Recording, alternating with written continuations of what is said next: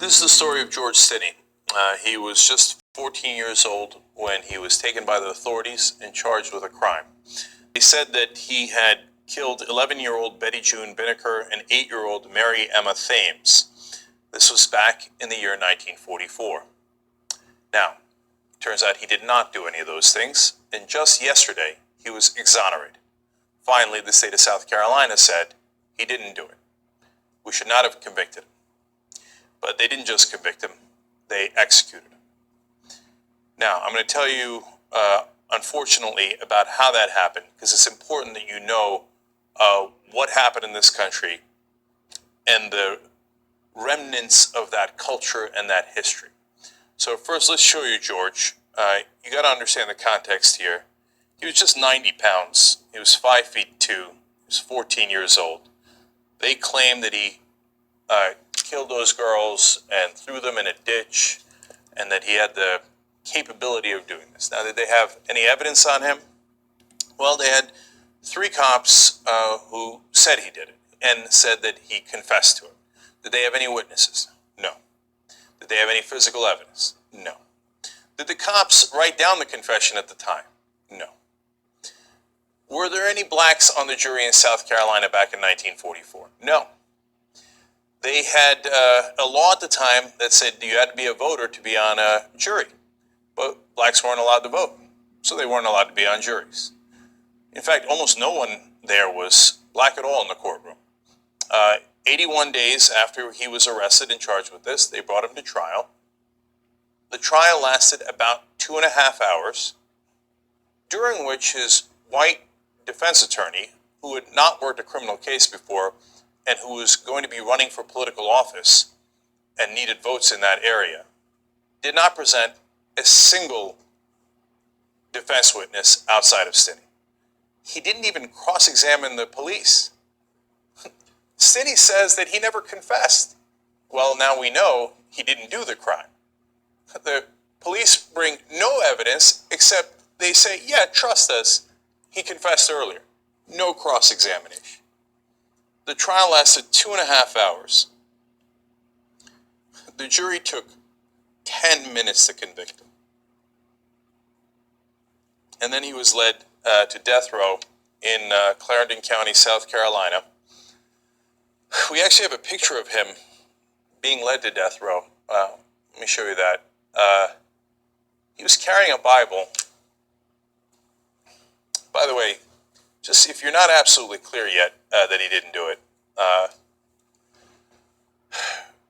historian in 2004 took this case on and investigated it further and found out that there was a wealthy white family in the area who said that the real culprit did a deathbed confession and said that he had killed the 2 young girls. And a member of that family was part of the process that picked Stinney as the real culprit. It's impossible to know now, looking back 70 years, who knew and didn't know what exactly happened. Really, they were sure that this 14-year-old had done it, this 90-pound 14-year-old. Did they care that someone else had done it and was going to get away with the murders? They didn't care. They strapped him into Old Sparky. That's literally what the electric chair in South Carolina was called. And then, just as the story is horrible, it's about to get worse. Since he was so young, they couldn't strap him in right. They took the Bible he was carrying and made him use it as a booster seat. And then Joy James, an author, writes, the mask covering his face slipped off because the mask didn't fit. It was an adult's mask, revealing his wide open, tearful eyes and saliva coming from his mouth. The first jolt had not worked. After 2 more jolts of electricity, the boy was dead. His family was not at the execution. His family was not at the trial. Why? Because they told the family, if you don't leave town immediately, we're going to lynch you all.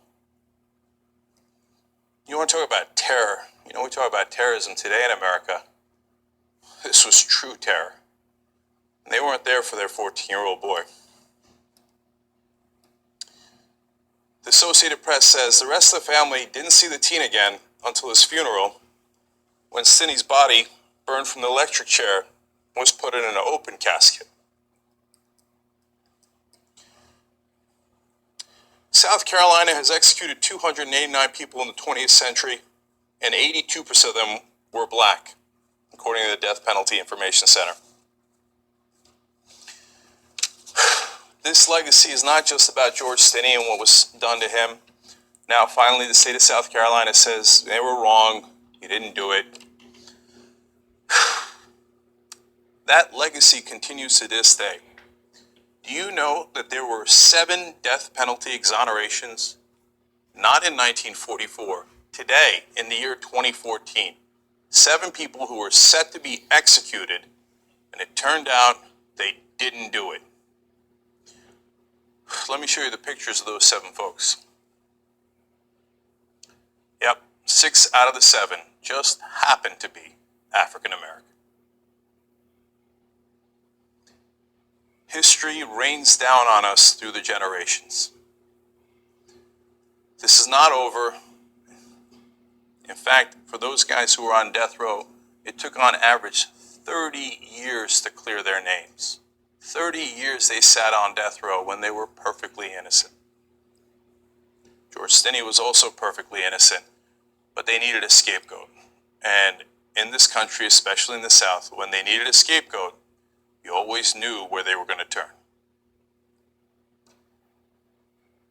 Doesn't mean things haven't gotten better, but we're certainly not at the end of that process.